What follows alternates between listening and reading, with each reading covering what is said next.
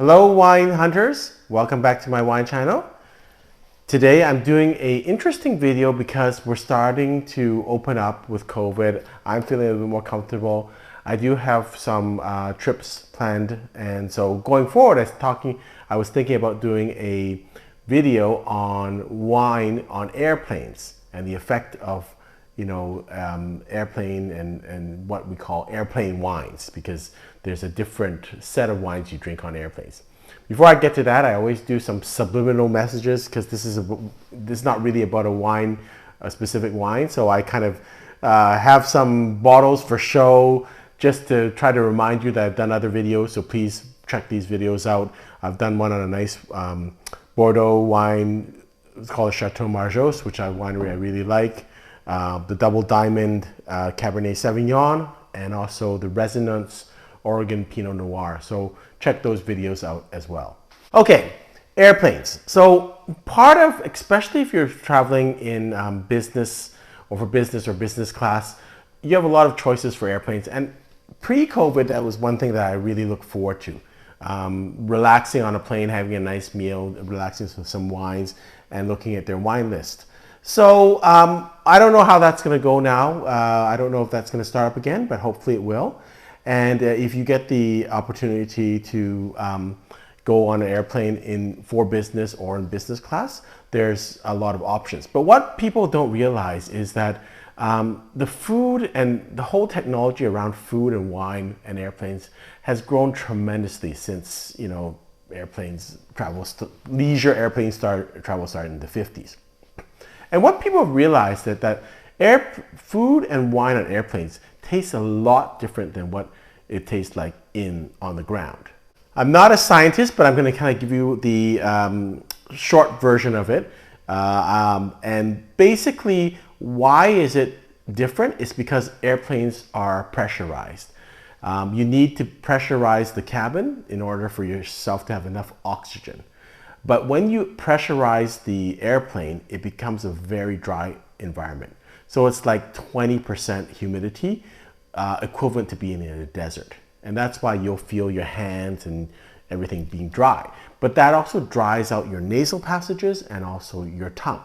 So when you have a very dry environment, your taste buds dry and your nostrils dry, that means your sense of smell is not as good.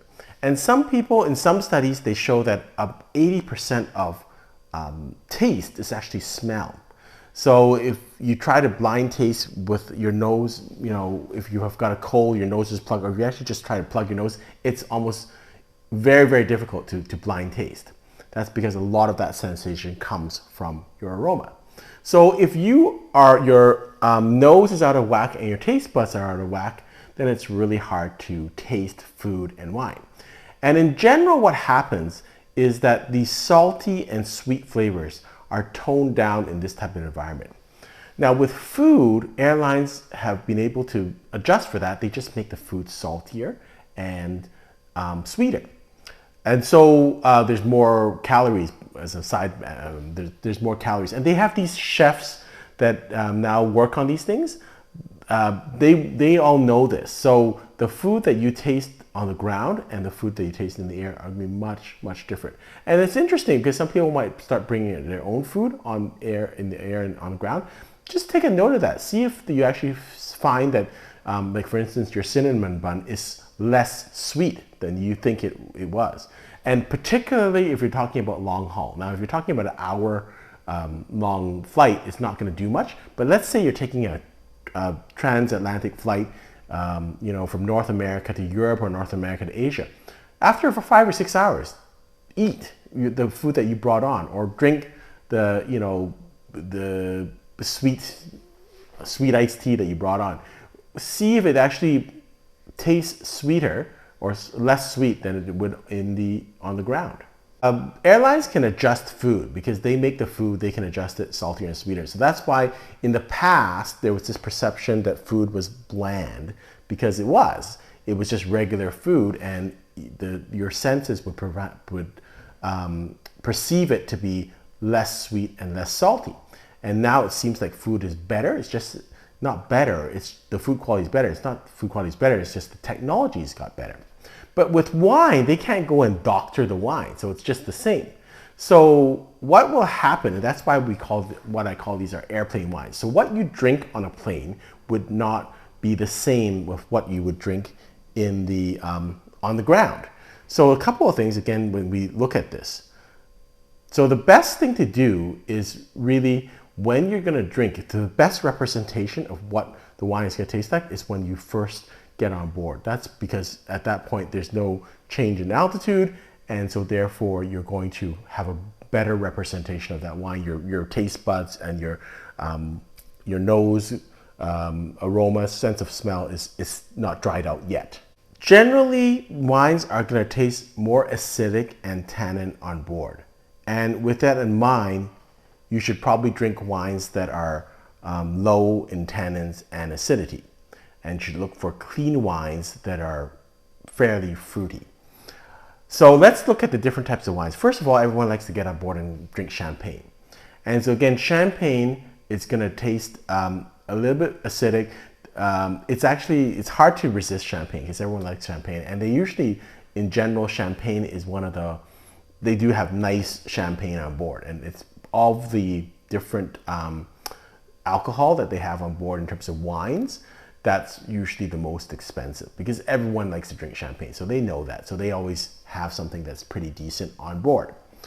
The only problem with champagne is a lot of people do get gas from champagne because it's bubbly. It does, with the change in altitude, that sometimes bothers some people's stomach, and it is acidic. So it's going to taste even more acidic. How about white wines? So white wines, I would stay away from light wines like Pinot Grigio. They will kind of not do very well in this type of market. First of all, they'll be acidic, they'll be too light. And the other thing is with the pressurized cabin, the volatility of molecules is not as much. And so what happens is the aroma actually is not as fragrant. And that you'll see that with also with champagne. So again, that's why you want fruitier wines, even though you might not like fruitier wines, because that fruitiness will actually be toned down a little bit because the molecules won't move around as much. So the best to stay away from kind of very oaked Chardonnay, because the thing is with very oaked Chardonnay, it might get very, very flabby. So I would recommend Rieslings, which might taste a little bit less sweet on board, which some people like that. Unoaked or slightly oaked Chardonnay or Viognier wines. Let's go to red wines, because that's a lot of people really look forward to the red wines, especially if you have nice Bordeaux.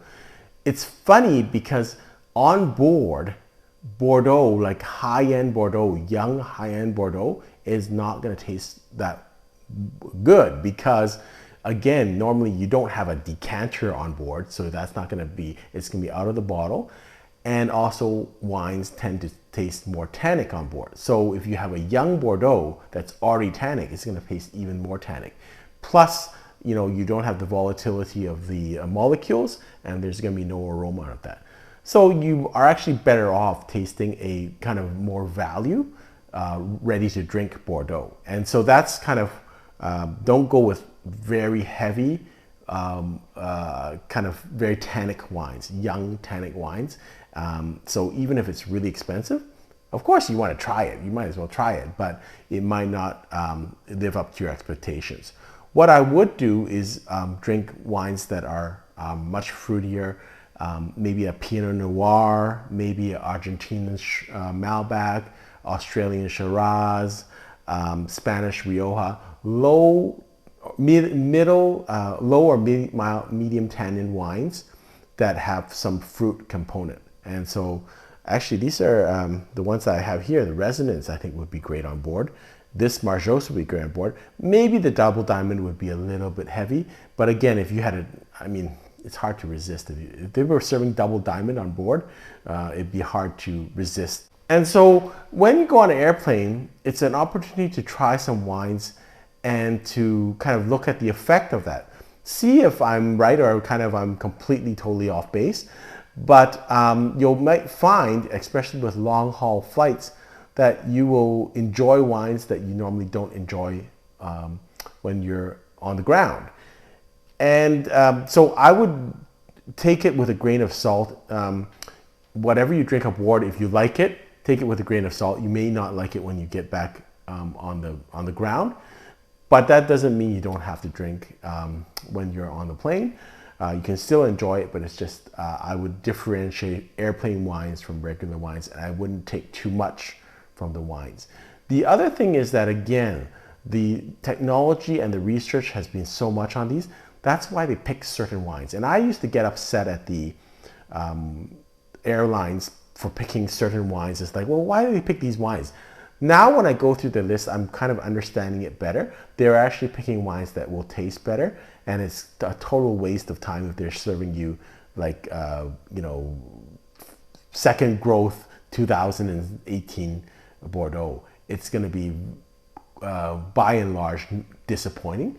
Maybe people don't notice, maybe people don't care because it's just, I don't care, I just want to drink the most expensive stuff, but it's not going to give you a good representation wine, and rather their lists are quite specifically designed for travel in the air, and you'll find that. So when the next time you go on a plane, look at the wine list and kind of take my comments in mind, and if you see them serving a lot of Riesling, Sauvignon Blancs, Chardonnays that are unoaked, kind of value Bordeaux from kind of the lesser regions in Bordeaux, Malbecs, Syrah, Riojas, you might understand why they're doing that. Hope this video has been useful. Until next time, happy drinking.